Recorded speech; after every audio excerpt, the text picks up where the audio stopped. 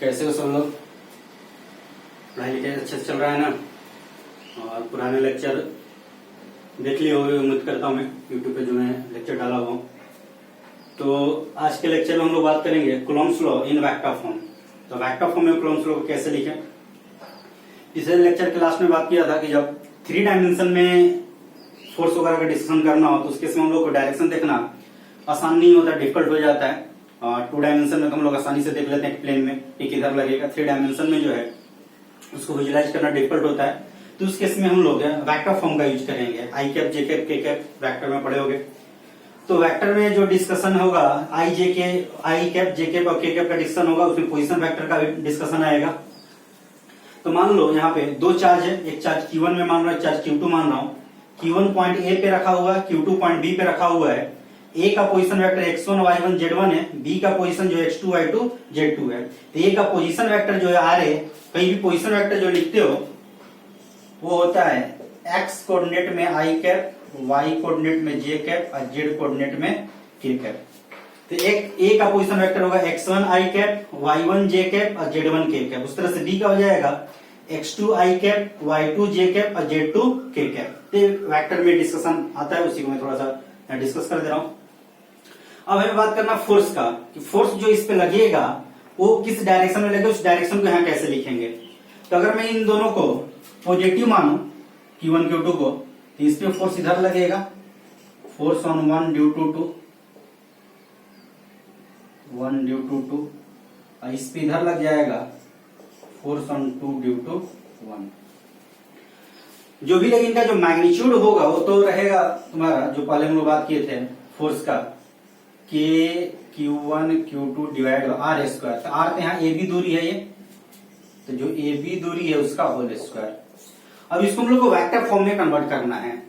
तो एक डिस्कशन और वेक्टर में आता है कि कोई भी वेक्टर लिखना, मान लो ए बी वेक्टर ही लिखना है, तो ए बी वेक्टर जो होता है magnitude of A B into A B cap, unit vector से मल्टीप्लाई करते हैं। तो किसी वेक्टर मैग्नीट्यूड को उस वेक्टर के डायरेक्शन जो भी है उसके यूनिट वेक्टर से अगर मल्टीप्लाई कर दिया जाए तो वेक्टर में कन्वर्ट हो जाता है। तो वेक्टर बनाने का तरीका होता है। तो यहाँ जो फोर्स है, ये जो फोर्स लग रहा है या तो ए बी के डायरेक्शन में होगा या बी ए के डायरेक्शन में होगा, कोई एक डायरेक्शन होगा। तो अगर मैं इसकी बात करूं F21 का, तो ए बी के डायरेक्शन में इधर है, तो ए बी के डायरेक्शन में, तो F21 अगर लिखना होगा तो कितना आ जाएगा। तो मैग्नीट्यूड कितना है, तो k Q1 Q2 divide by A B square, और डायरेक्शन क्या होगा, तो ए बी कैप। क्योंकि ए बी के डायरेक्शन में इसलिए इसका डायरेक्शन हो जाएगा ए बी कैप। ये इस डायरेक्शन में ए बी कैप हो जाएगा। ए बी कैप कितना होगा, तो यहां से देख सकते हो कि ए बी कैप कितना होगा, तो A B vector upon modulus of A B. इसको अगर लिखेंगे हम लोग तो कितना आ जाएगा, तो k Q1 Q2 divide by A B square, ये हो जाएगा A B vector upon modulus A B. कितना आ जाएगा ये, k Q1 Q2 divide by A B cube into A B vector. तो ये ऊपर में वेक्टर मल्टीप्लाई करने से नीचे में क्यू हो जाता है। और देखा जाता है डायमेंशनली करेक्ट है, ये आर है तो आर का होल क्यू हुआ, तो ओवरऑल आर स्क्वायर हुआ, तो डायमेंशनली करेक्ट है। इसी तरह से अगर F12 लिखना हो तो ये क्या हो जाएगा, तो k Q1 Q2 divide by modulus में तो ए बी लिखो या बी ए लिखो, कोई दिक्कत नहीं, ये डायरेक्शन चेंज हो जाएगा। F21 जो बी ए के डायरेक्शन में, ये डायरेक्शन बी ए वेक्टर हुआ, ये direction A B, A to B A B vector हुआ, B to A B A vector हुआ, ये डायरेक्शन हो जाएगा बी ए वेक्टर का। इसको एज फार्मूला हम लोग कन्वर्ट कर लेते हैं, और जो डायरेक्शन है वो हम लोग यहाँ देख लेंगे कि चार्ज कैसा है, अट्रैक्शन का है, रिपल्सन का, उसके अकॉर्डिंग हम लिख लेंगे। हाँ, ये जो वेक्टर है इसको लिखने का भी एक फार्मूला वेक्टर में आता है। इसे भी वेक्टर लिखना, दोनों का कोऑर्डिनेट हमें पता है, बी का और ए का। तो ये भी वेक्टर जो होगा, ये ए बी वेक्टर, ये बी का कोऑर्डिनेट माइनस ए का कोऑर्डिनेट होगा। ये देख सकते हो यहाँ पे जो वेक्टर ऑफ एडिशन है, ये आर ए वेक्टर हुआ, ये आर बी वेक्टर हुआ, ए का position vector are A vector, B का position vector R B vector, और ये ए बी वेक्टर हुआ। तो वेक्टर ऑफ एडिशन क्या बोलता है कि जो डायरेक्शन ये है, यहां से यहां आर ए गए, यहां से यहां ए बी गए, ये इसके बराबर हो जाएगा। तो r A vector plus A B vector ये बराबर हो जाएगा r B vector. Are A vector plus A B vector बराबर होगा r B vector. A B vector कितना हो जाएगा, ये हो जाएगा r B vector minus r A vector.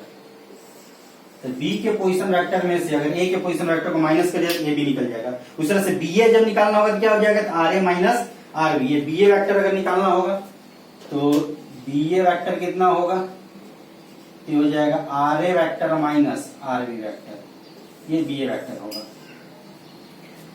तो ये वेक्टर फॉर्म में हुआ, इसी को थोड़ा सा फार्मूला में इसको हम लोग कन्वर्ट कर लेंगे। तो इतना नोट डाउन कर लो।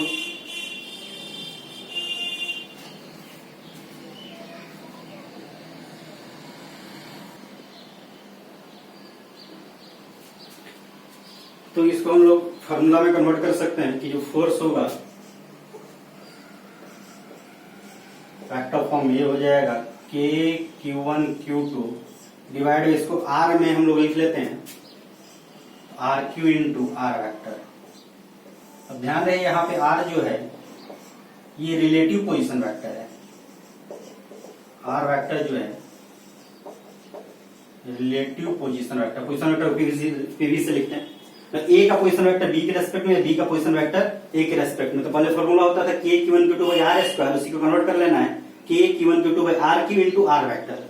तो यहाँ एक टर्म आर का यहाँ ऊपर में बढ़ गया, एक आर वेक्टर हुआ, तो यहाँ अगर आर का वेक्टर बढ़ गया तो यहाँ भी एक आर का बढ़ना चाहिए, तो 2 का 3 पावर हो जाएगा, यहाँ आर वेक्टर हो जाएगा। तो फॉर्मूला हो गया तुम्हारा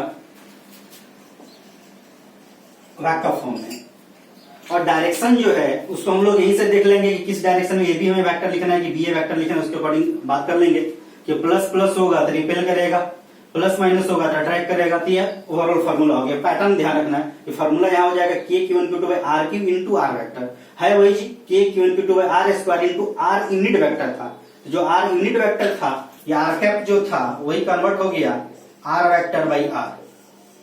कोई भी यूनिट वेक्टर जो होता है वो वेक्टर अपॉन उसका मॉडुलस होता है। तो यही चीज अगर यहाँ रख दिया जाती है आर क्यू हो जाएगा। तो फार्मूला वही पुराना वाला ही है, नया फार्मूला नहीं है, बस ये इसको वेक्टर फॉर्म में कन्वर्ट किया गया। इसको कैसे लिखना है यहाँ तो बता ही दिया। एक क्वेश्चन हम लोग कर लेते हैं, उससे तो और आइडिया मिल जाएगा। इसको भी नोट डाउन कर लो, फिर उसके बाद क्वेश्चन करते हैं।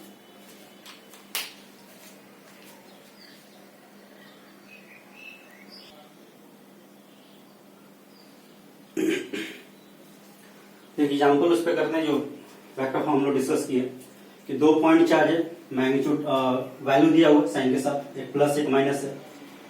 3 microcoulomb and -5 microcoulomb are placed at position 2, -1, 1 and 0, 1, 2 respectively. Find force on 3 microcoulomb due to -5 microcoulomb. इससे फोर्स निकालना इसके कारण पोजीशन दिया हुआ है। अब चूंकि 3 डायमेंशन में है, यहाँ वेक्टर फॉर्म ही करना आसान रहेगा। वेक्टर फॉर्म में आई कैप जे कैप के कैप लिखना सही रहेगा। तो तीनों डायमेंशन में कोऑर्डिनेट नहीं देखना कि कैसे कि हम लोग यहाँ पे पॉइंट वाइज मान लेते हैं कि पॉइंट ये पे रखा हुआ ए का कोऑर्डिनेट है 2, -1, 1, ये बी है कोऑर्डिनेट है 0, 1, 2। यहाँ चार्ज Q1 रखा हुआ है, यहाँ चार्ज Q2 रखा हुआ है। Q2 है -5 माइक्रोकूलम और जो चार्ज Q1 है ये है 3 माइक्रोकूलम, ये है। और ये वेक्टर फॉर्म में निकालना है। मोस्टली ऑप्शन अगर वेक्टर फॉर्म में दिया रहता है और 3 डायमेंशन वाला सारा वैसे ही रहता भी है, या बोर्ड में भी ऐसा क्वेश्चन आता है तो वेक्टर फॉर्म ही आंसर देना होता है। तो केवल यहाँ दूरी निकाल के काम नहीं चलने वाला, डायरेक्शन वगैरह डायरेक्शन के अकॉर्डिंग बात करना होगा। तो सबसे पहले हम लोग बात कर लें कि फोर्स किस पे निकालना है, किस डायरेक्शन में निकालना है। तो हमें फोर्स निकालना है 3 माइक्रोकूलम पे, इस पे फोर्स देखना है। इसमें फोर्स का डायरेक्शन किधर आएगा। तो चूंकि ये प्लस है और ये माइनस है, ये दोनों बीच आपस में अट्रैक्शन का फोर्स होगा, और अगर दोनों प्लस होता तो रिपल्सन का होता, या माइनस भी होता दोनों तो रिपल्सन का होता। तो ये जो चार्ज है इसको इधर की ओर अट्रैक्ट करेगा, ये हमें निकालना है। तो फोर्स ऑन 1 ड्यू टू 2 निकालना है। तो ये डायरेक्शन हमें चाहिए। तो डायरेक्शन किस डायरेक्शन में, ए बी के डायरेक्शन में। अगर इधर रहता तो बी ए के डायरेक्शन होता। तो यही सब लोग डायरेक्शन देख लेंगे, कोई और फॉर्मूला बनाने की जरूरत नहीं है। तो फोर्स ऑन 1 ड्यू टू 2 यही हम लोग को चाहिए। कितना हो जाएगा, तो k Q1 Q2 by r Q, are यहाँ ए बी वेक्टर है, आर इनका जो है बीच का दूरी है, रिलेटिव पोजीशन वेक्टर बताया था। और ए बी होगा कि बी होगा, तो यहां से देख लो, अगर दोनों प्लस होता तो इधर हो जाता तो बी ए वेक्टर हो जाता, ये प्लस या माइनस है तो इधर हो गया तो ये बी वेक्टर हो जाएगा। तो डायरेक्शन हम लोग यहीं से देख लेना है, ए बी वेक्टर। अगर ए बी वेक्टर में निकालूं तो सारा वैल्यू तो दिया हुआ है, उसको पुट कर लेंगे, आंसर आ जाएगा। ए बी वेक्टर कितना होगा, ए बी वेक्टर निकालने का भी तरीका बताया कि B r B vector minus r A vector, B में से ए के पोजीशन को माइनस कर देना है, बी पोजीशन वेक्टर में से ए के पोजीशन वेक्टर को माइनस कर देना है। बी का पोजीशन वेक्टर क्या आएगा, इसका लिखने का सिंपल तरीका है, पहला x होता है, दूसरा y, तीसरा z, इसमें i, इसमें j, इसमें k, यहाँ i j k, तो पहले b का लिखना है। तो b में क्या होगा, तो 0 i कैप, ये तो रहेगा ही नहीं, प्लस j कैप 1 मल्टीपल में तो रहता नहीं है, प्लस 2 k कैप माइनस में, ये वैल्यू कितना आएगा, ये आ गया 2 i कैप, ये आ गया माइनस j कैप, ये आ गया प्लस के कैप। अब इसको सोल्व कर लेते हैं, कितना आएगा, ये तो कुछ रहा नहीं, चलो एक और एक्सपेंड कर देते हैं, 0 प्लस 2 जे कैप प्लस 2 के कैप माइनस 2 आई कैप प्लस जे कैप माइनस के कैप। तो आई इधर नहीं, आई के साथ आई जुड़ता है, तो माइनस 2 आई कैप, जे और जे कितना आ जाएगा, तो 2 जे कैप, और 2 के कैप में से के कैप हट गया तो हो जाएगा के कैप। इसका मैग्नीट्यूड भी निकाल लेते हैं, ए बी वेक्टर का मैग्नीट्यूड कितना होगा, तो मैग्नीट्यूड निकालने के लिए पता होगा, under root x square plus y square plus z square लेते हैं, तो 2 का स्क्वायर 4, ये भी 2 का स्क्वायर 4 है 1, तो 8 1 9, 9 का अंडर रूट होता है 3। That means force on 1 due to 2 कितना हो जाएगा, तो K हो गया 9 into 10 to the power 9, Q1 कितना हो गया 3 माइक्रोकूलम, Q2 कितना हो गया 5 माइक्रोकूलम। ध्यान रहे हम लोग डायरेक्शन देख चुके हैं, जब भी डायरेक्शन देख लिया जाए तो उस केस में मैग्नीट्यूड पुट करना है, और डायरेक्शन नहीं देखोगे बहुत जगह ऐसा फॉर्मूला मिलेगा जहां पे बोला जाता है कि इसके अकॉर्डिंग फॉर्मूला बनाया जाता है कि साइन के साथ पुट कर लोगे, तो भी ध्यान दे सकते हो। मुझे ये वाला आसान लगता है कि हाँ मैग्नीट्यूड हम लोग पुट कर लेंगे, यहाँ पे डायरेक्शन देख लेंगे, हम लोग याद नहीं करना पड़ेगा कि कैसे के अकॉर्डिंग क्या देना है, यहाँ पर समझ के हम लोग लिख सकते हैं। तो कहीं भी फोर्स में ध्यान देना है, ये नहीं फोर्स चूंकि वेक्टर क्वांटिटी है या कोई भी वेक्टर क्वांटिटी में, कोई भी वेक्टर क्वांटिटी के डिस्कशन फार्मूला का डिस्कशन होगा, फोर्स हो या कोई भी वेक्टर क्वांटिटी हो, अगर उनके फार्मूला का डिस्कशन हो रहा है, अगर आप डायरेक्शन देख लिए हो तो उस केस में केवल मैग्नीट्यूड लिखना है, चार्ज का साइन नहीं पुट करना है, ये ध्यान देना है। और डायरेक्शन ही देख लो, बिना डायरेक्शन देखे हुए फार्मूला ही बना रहे हो, तो फिर अपना जैसे आप साइन वगैरह पुट करना चाहो देख लो कि फार्मूला कैसे वैल्यू को पुट करने की इजाजत दे रहा है, तो जैसे फार्मूला बोलेगा उस तरह से डिस्कशन करना है। तो जहां भी मोस्टली मुझे डायरेक्शन देख करके डिस्कशन करना आसान लगता है, तो जहां भी हम लोग डायरेक्शन देख लेंगे उस केस में हम लोग मैग्नीट्यूड ही पुट करेंगे, तो ये ध्यान देना है। तो 5 माइक्रोकूलम, और नीचे में हो जाएगा ये r का होल क्यूब, ए बी का होल क्यूब, 3 का होल क्यूब, वेक्टर हो जाएगा या कितना, तो माइनस 2 आई कैप प्लस 2 जे कैप प्लस के कैप। इसी को सिंप्लीफाई करोगे तो वैल्यू आ जाएगा ये 9, और यहाँ 3 है तो कैंसिल आउट हो जाएगा, तो कितना आ जाएगा 5, ये -12 9 तो -3 हो जाएगा, 5 इंटू 10 टू द पावर -3, अब वेक्टर आ जाएगा -2 आई कैप प्लस 2 जे कैप प्लस के कैप, यही न्यूटन हो जाएगा, क्योंकि सर ऐसा यूनिट में दिया हुआ है। और ये दूरी मान लो कि मीटर में दिया हुआ, इतना मीटर, एम लिख रहा हूं, एम मतलब मीटर, तो मीटर में होगा तो जाकर के न्यूटन में आएगा, मान लो अगर सेंटीमीटर दिया तो मीटर में कन्वर्ट कर लेंगे, तो मीटर में मान लो दिया हुआ तो इसके लिए न्यूटन में आ जाएगा। तो ये वैल्यू हुआ इसका, ये वेक्टर फॉर्म है। तो जब भी वेक्टर फॉर्म में तो फार्मूला ध्यान रखना है कि k q into by r cube into r vector है, तो आर क्यू आर वेक्टर कैसे निकलेगा, तो आर जो है रिलेटिव पोजीशन वेक्टर है, तो एक दूसरे के रेस्पेक्ट में निकालना है, अगर ए बी निकालना तो बी माइनस ए कर देना है, बी ए निकालना तो ए माइनस बी कर देना है।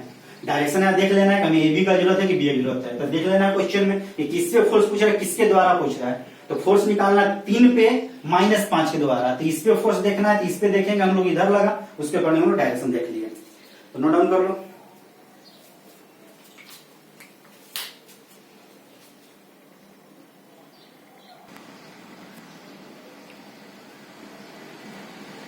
तो नेक्स्ट डिस्कशन है Coulomb's law when both charge are kept in a medium. इससे पहले जो हम लोग बात की है उसमें चार्ज जो है वो वैक्यूम में रखा हुआ था, या फ्री स्पेस भी बोलते हैं, वैक्यूम में रखा हुआ था। अगर मीडियम में रख दिया जाए तो क्या होगा, तो मीडियम जो यहाँ लिया जाता है वो डाइलेक्ट्रिक मीडियम लिया जाता है। अब डिटेल डिस्कशन तो आगे आएगा कैपेसिटर वगैरह में, लेकिन थोड़ा सा बात इस पे कर लेते हैं ताकि आइडिया लगे कि यहाँ पे हो क्या रहा है। केमिस्ट्री में डाइपोल वगैरह की बात की होगी, तो डाइपोल में होता है कि कुछ माइनस और प्लस चार्ज होते हैं, सम प्लस नहीं माइनस का जो कॉम्बिनेशन अरेंजमेंट होता है उसे डाइपोल बोलते हैं। जैसे कि वाटर में इस तरह से अरेंजमेंट कुछ पढ़ते हो, ये माइनस माइनस होता है, यहाँ प्लस होता है, तो डाइपोल का फॉर्मेशन बनता है। ये सॉरी H2O होगा ना, sorry H plus plus minus, तो डाइपोल का फॉर्मेशन बनता है। इसका डाइपोल मोमेंट वगैरह निकालते हो गए, यहाँ भी निकालेंगे हम लोग। तो वैसे मटेरियल नॉन कंडक्टिंग मटेरियल जिसमें डाइपोल होता है उसी को हम लोग डाइलेक्ट्रिक बोलते हैं। तो डाइलेक्ट्रिक मीडियम के लिए वैलिड है। तो अगर डाइलेक्ट्रिक मीडियम अगर रहे, दो चार्ज है Q1 और Q2,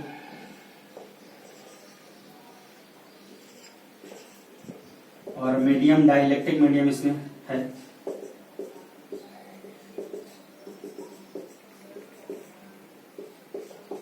समान दूरी पर रखा हुआ है। तो इस केस में जो नेट फोर्स है वो चेंज होने वाला है यहाँ पे। तो होता यह है कि इसमें जो डाइलेक्ट्रिक है वो पोलराइज हो जाता है, इसको बोलते हैं पोलराइजेशन हो जाता है, इसका पोलराइजेशन ऑफ मीडियम।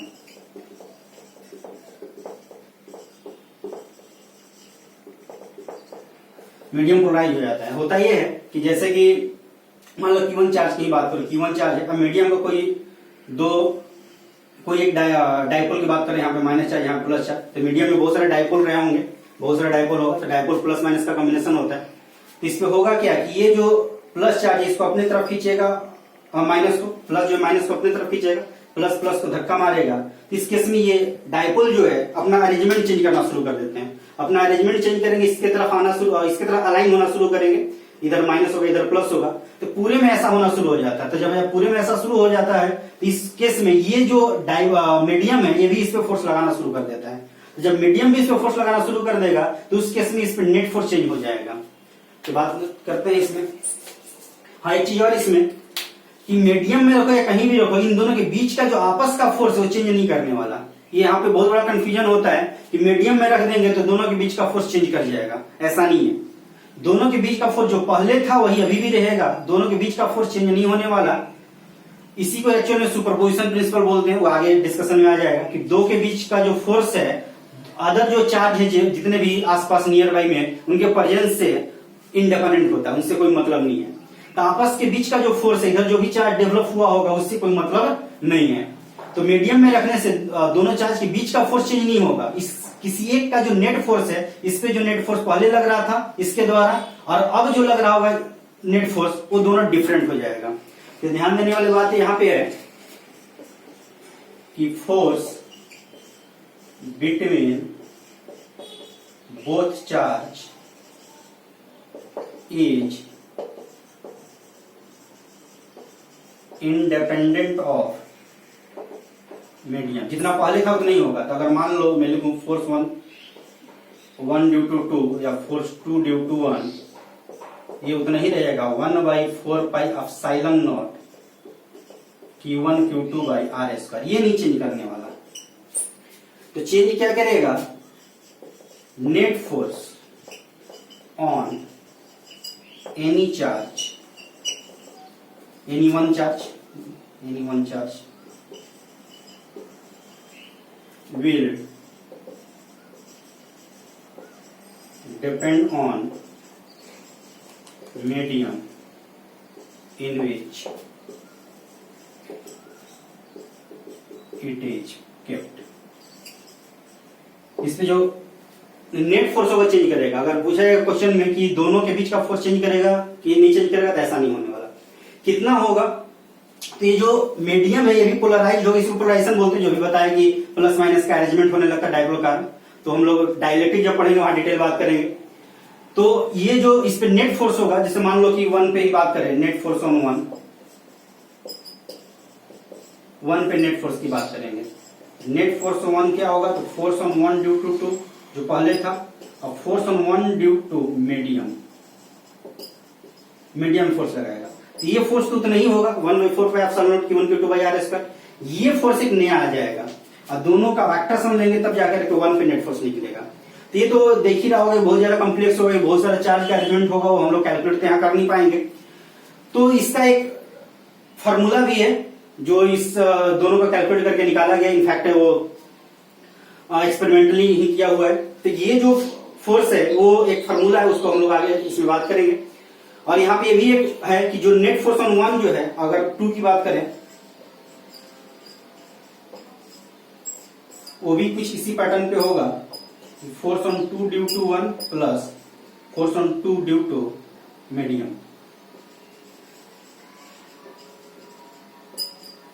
तो 1 पे जो नेट फोर्स होगा ये इनका आपस का जो फोर्स होगा, जो मीडियम जो फोर्स लगा रहा होगा, दोनों का वेक्टर सम लेंगे या 2 पे उस तरह से लेंगे और इनका जो कैलकुलेट करके दोनों वैल्यू मैग्नीट्यूड में बराबर आता है। जैसे ये वाला हुआ जो न्यूटन थर्ड लॉ, यहाँ तो चलो थर्ड लॉ हम लोग लगा दी, लेकिन यहाँ पे तो आपस का बाहर का भी है, तो सब मिला के ये दोनों जितना आता है 1 का पे फोर्स, ये दोनों जितना आता है दोनों मैग्नीट्यूड में आपस में बराबर होता है।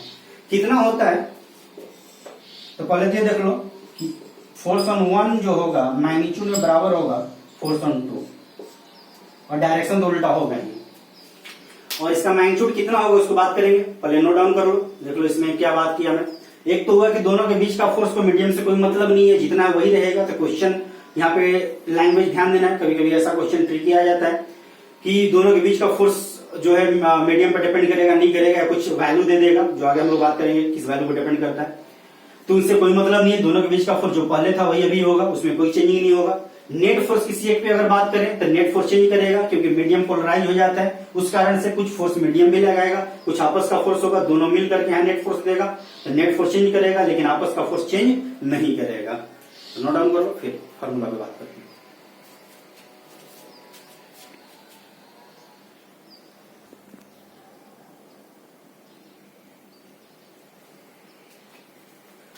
तो ये जो नेट फोर्स होगा 1 और 2 पे, ये इस मीडियम का जो इलेक्ट्रिकल प्रॉपर्टी है उस पर भी डिपेंड करेगा, जो कि एक बात की हम लोग कि हम लोग यहाँ बोलते हैं परमिटिविटी ऑफ फ्री स्पेस में आता है, यहाँ होगा परमिटिविटी ऑफ मीडियम। ये फॉर्मूला हो जाता है F1 या F2 1/4 पाई एप्सिलॉन, वहां था एप्सिलॉन नॉट, यहाँ होगा एप्सिलॉन, और रेस्ट वही रहेगा Q1 Q2 divide by r square, where epsilon जो है परमिटिविटी ऑफ मीडियम है, ये वैल्यू होता है epsilon naught into epsilon r. एक टर्म एप्सिलॉन नॉट वहां हम लोग बात किए थे, permittivity of free space vacuum था, एक टर्म आ जाता है एप्सिलॉन आर। तो ये जो एप्सिलॉन आर है इसका वैल्यू हो जाएगा एप्सिलॉन बाई एप्सिलॉन नॉट, इसी को बोलते हैं रिलेटिव परमिटिविटी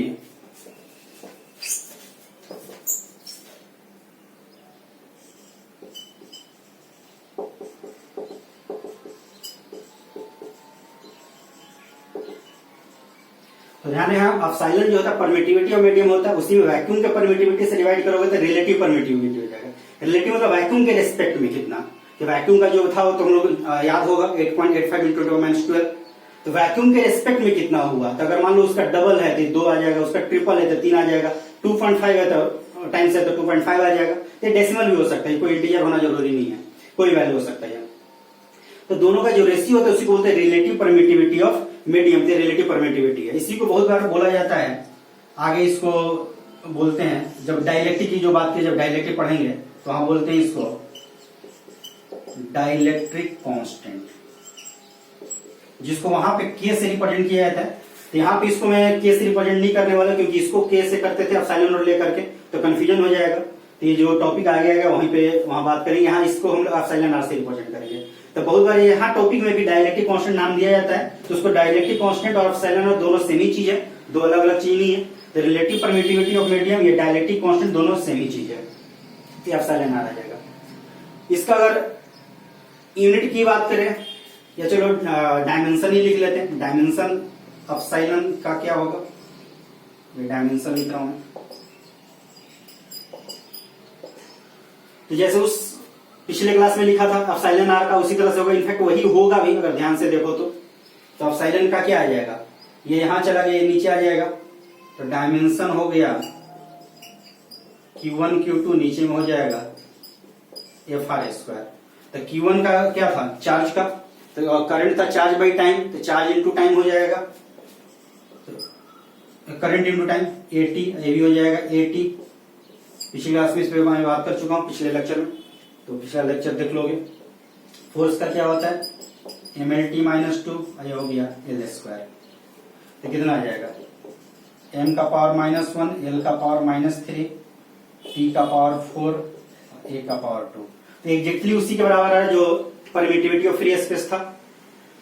तो ये दोनों सेम डायमेंशन का है, तो ये जो एप्सिलॉन आर आएगा वो क्या आएगा, क्या एप्सिलॉन आर जो है ये डायमेंशन लेस आना है, क्योंकि रिलेटिव है। तो ये मीडियम का परमिटिविटी अपन वैक्यूम का परमिटिविटी है, तो दोनों परमिटिविटी है, तो इसके एप्सिलॉन आर जो आएगा वो डायमेंशन लेस आएगा। तो ये थोड़ा ध्यान रखोगे, कभी कभी क्वेश्चन में आ जाता है, खासकर बोर्ड एंड जेईई मेन के लिए ये जो डायमेंशन और यूनिट लिखना जरूरी हो जाता है, उसमें क्वेश्चन आ जाता है, तो ध्यान रखोगे। तो इस फॉर्मूला में केवल चेंजिंग ये हुआ है कि 1/4 पर एप्सिलॉन हो जाएगा, Q1 Q2 बाय R² होगा। एप्सिलॉन क्या चीज है, तो परमिटिविटी ऑफ मीडियम में जो वैल्यू आएगा epsilon naught into epsilon r आएगा। एप्सिलॉन आर जो है वो रिलेटिव परमिटिविटी ऑफ मीडियम होता है। और 1-2 के लिए याद रख सकते हो, जैसे कि एयर के लिए एप्सिलॉन आर का जो वैल्यू ऑलमोस्ट 1 लेते हैं, 1 पॉइंट समथिंग होता है, बहुत ही छोटा वैल्यू से इंक्रीमेंट होता है, ऑलमोस्ट 1 लेते हैं, वैक्यूम मान के चलते हैं। और वाटर के लिए पानी जो है, तो पानी भी डाइलेक्ट्रिक मीडियम होता है, इसमें डाइपोल होता है, अभी बात किया H जो O और H रहता है डाइपोल बनता है। तो वाटर के लिए, वाटर डाइलेक्ट्रिक है, कंडक्टर नहीं है, ध्यान रहे, वाटर जो है नॉन कंडक्टर होता है, क्योंकि वाटर में फ्री इलेक्ट्रॉन्स नहीं होते हैं। जब वाटर जो है उसमें सॉल्ट मिला है तो NaCl Na+Cl- हो जाता है, तब जाकर कंडक्टिंग होगा। कोई भी आयनिक सब्सटेंस जब मिलाते हैं वाटर में तब वो कंडक्टिंग होता है। तो मोस्टली हम लोग नमक मिला लेते हैं NaCl, Na+Cl- हो जाता है तो वो आयनिक बन जाता है। तो प्योर वाटर जो होता है वो नॉन कंडक्टिंग होता है। तो नॉन कंडक्टिंग का एक पार्ट होता है डाइलेक्ट्रिक, इसमें डाइपोल मिलते हैं। तो इसका एप्सिलॉन आर जो होता है वो 81 होता है, बहुत बार 80 पे भी कैलकुलेशन किया जाता है। ये वैल्यू ध्यान रख सकते हो, एयर में तो रखना ही है, क्योंकि एयर में देता नहीं है, क्योंकि 1 के अप्रॉक्स होता है, लेना ही है। तो बहुत बार कुछ नहीं बोला तो वैक्यूम लेना है, या एयर बोल दिया तो एयर के अकॉर्डिंग बात करना है। वाटर दिया तो मोस्टली दे देता, नहीं दिया तो 81 ले लेना है। और कोई अदर मीडियम होगा तो देगा, क्योंकि सारे मीडियम हम लोग याद नहीं रख सकते हैं। तो ये हो गया मीडियम में जो फोर्स का वैल्यू होगा कितना होगा और क्या उसका फॉर्मूला होगा। नोट डाउन करो।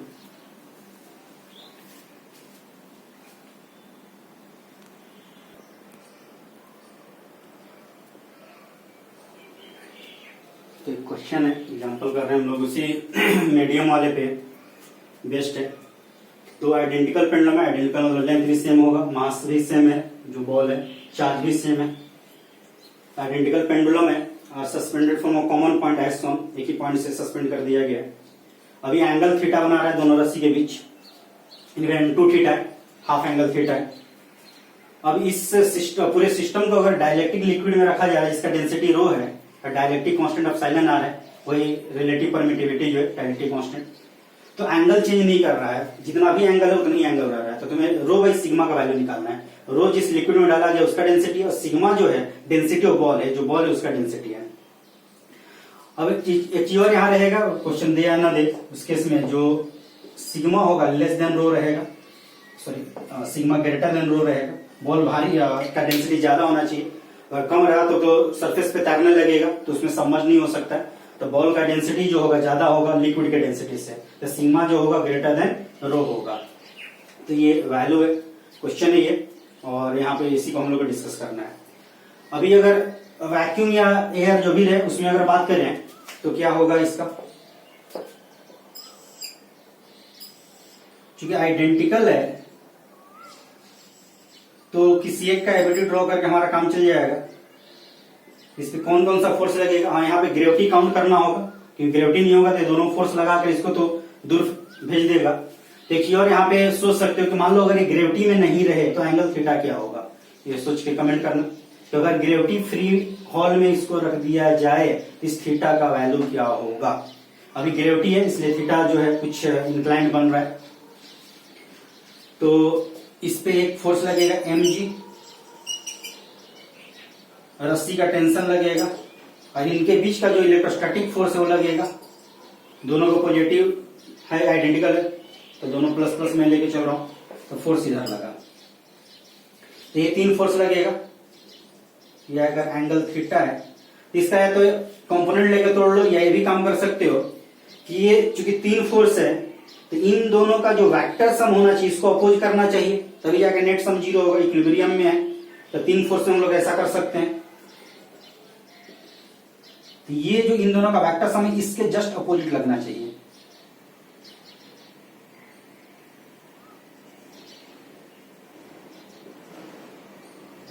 इन दोनों का वेक्टर सम इधर लगेगा, इसके जस्ट अपोजिट लगेगा, तो उस केस में नेट फोर्स 0 हो जाएगा। तो ये अगर थीटा है तो भी एंगल जो होगा वो थीटा हो जाएगा। तो tan थीटा क्या होगा, tan थीटा होगा परपेंडिकुलर बाई बेस। तो ये अगर एफ है तो भी एफ होगा, ये रेक्टेंगल है तो एफ है तो भी एफ होगा, ये mg तो है ही, तो tan थीटा हो जाएगा f बाई mg। वो दोनों के बीच का फोर्स है, जो कि अगर दूरी लेके चलोगे तो उस केस में यहाँ पे वैल्यू लिखना चाहो या डायरेक्ट ही वहां पे हम लोग लिख लेंगे आगे। तो tan थीटा होगा f बाई mg। तब की बात है जब वैक्यूम या एयर में रहा होगा उस केस में। अब इसको लिक्विड में सबमर्ज करेंगे तो उस केस में जो वैल्यू है एंगल वही रह रहा है, फॉर्मूला यहाँ कुछ चेंज होगा, क्योंकि लिक्विड में सबमर्ज करोगे तो 2 चीज होगा, एक तो डायलेक्ट्रिक कांस्टेंट है तो ये फोर्स का वैल्यू चेंज होने वाला है, और दूसरा लिक्विड में एक और चीज लगता है बायंसी फोर्स। तो mg नीचे लगा, बायंसी फोर्स पड़े होगे कि ऊपर की ओर लगता है, तो उस केस में यहाँ भी एक सब्सट्रैक्शन वाला फोर्स आएगा, एक ऊपर लगेगा बायंसी, नीचे लगेगा mg, और ये फोर्स का वैल्यू चेंज होने वाला है। हाँ, एंगल वही रहेगा, तो उसके अकॉर्डिंग हम लोग यहाँ पे डिस्कशन करना होगा। इतना नोट डाउन करो, फिर आगे इसको डिस्कस करते हैं।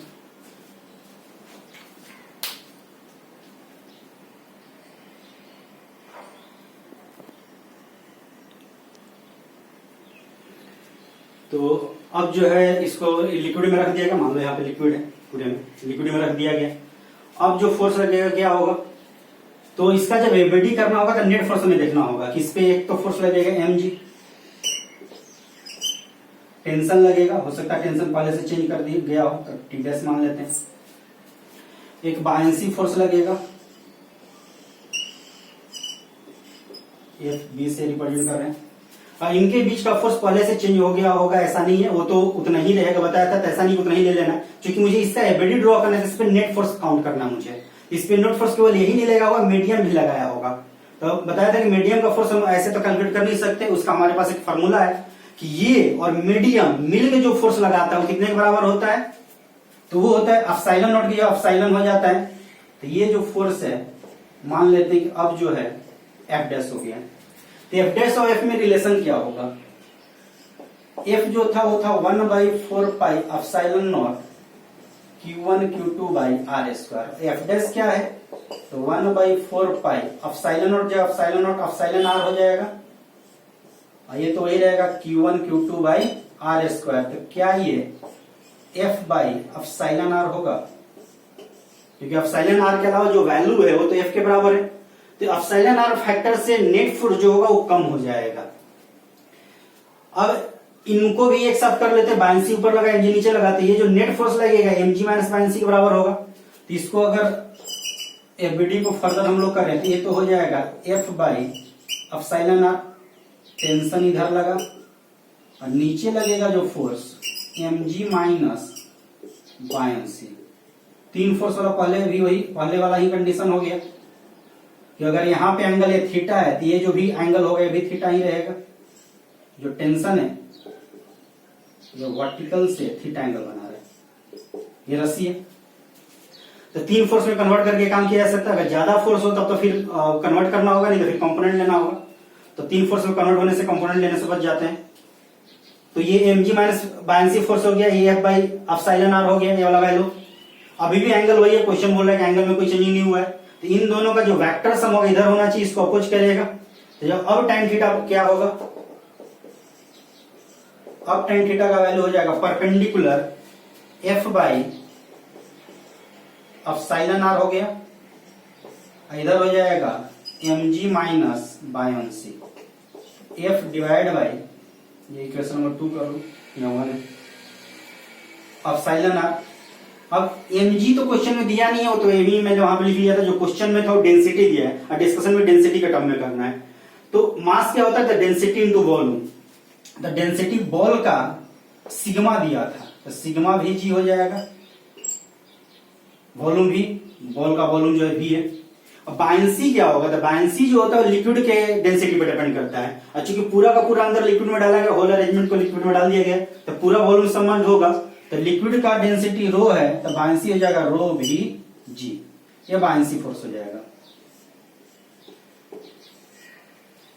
यहाँ पे भी जो है वॉल्यूम ऑफ बॉल है, जो भी है मैं अपने से मान लिया हूं, कैंसिल आउट होगा। वॉल्यूम ऑफ बॉल, दोनों का वॉल्यूम तो सेम होगा, किसी को भी सोल्व करो उससे कोई फर्क नहीं पड़ने वाला, दोनों में तो सेम ही आएगा। अब चूंकि दोनों tan थीटा बराबर है, दोनों एंगल बराबर है, इसको हम इक्वेट कर लेते हैं। तो फ्रॉम फर्स्ट एंड थर्ड, तो फर्स्ट हो जाएगा एफ बाई, इस एम जी को भी हम लोग डेंसिटी में कन्वर्ट कर लेते हैं, तो कितना हो जाएगा, तो सिग्मा भी जी। इस tan थीटा का वैल्यू लिखा गया एफ बाई एम जी, इस tan थीटा का वैल्यू लिखते हैं तो कितना आ जाएगा, एफ बाई एप्सिलॉन आर, और इसमें Vg को कॉमन ले लेते हैं तो हो जाएगा सिग्मा माइनस रो, ये वैल्यू होगा। तो Vg कैंसिल आउट हो जाएगा, एफ भी कैंसिल आउट हो जाएगा, तो बचा क्या, epsilon r sigma minus rho equal to sigma. इसी को कैलकुलेट कर लेना है, तो epsilon r sigma minus epsilon r rho equal to sigma. Sigma एक तरफ लिया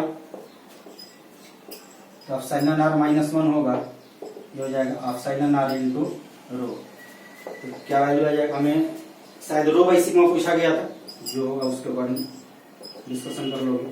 तो रो बाई सिग्मा क्या आ जाएगा, तो आ जाएगा epsilon r -1 divide by epsilon r, sigma by rho होगा तो उसका उल्टा हो जाएगा, ये इसका वैल्यू होगा। इसको एज ए फार्मूला याद कर सकते हैं, इस टाइप का बहुत सारा क्वेश्चन आता है तो वहां पे ये फार्मूला यूज में आ जाएगा। तो कभी रो दे के सिग्मा पूछ देता है, 3 वैल्यू है तो रो एप्सिलॉन आर दे के सिग्मा पूछ देगा, यही दोनों दे के वाला पूछ देगा, तो वहां यूज कर सकते हो। या कुछ और भी कम क्वेश्चन इस टाइप का बनेगा तो वहां फार्मूला यूज में आ जाएगा। वैसे भी देख सकते हैं कि ऊपर वाला टर्म कम है, नीचे वाला टर्म ज्यादा है, एप्सिलॉन आर में 1 माइनस किया गया। एप्सिलॉन आर हमेशा 1 से बड़ा होता है, इसलिए नेगेटिव होने का कोई चांस नहीं है। तो ऊपर वाला टर्म कम है, नीचे वाला टर्म ज्यादा है, तो ये डेंसिटी कम होगा, ये डेंसिटी ज्यादा होगा। ये डेंसिटी लिक्विड का है, डेंसिटी बॉल का है, तो लिक्विड का डेंसिटी कम होगा, बॉल का डेंसिटी ज्यादा होगा। तो उधर भी मैं बात किया था कि बॉल का डेंसिटी ज्यादा होगा तभी उसमें डूबेगा। ये एज ए फॉर्मूला इसको याद रखोगे, नोट डाउन करो।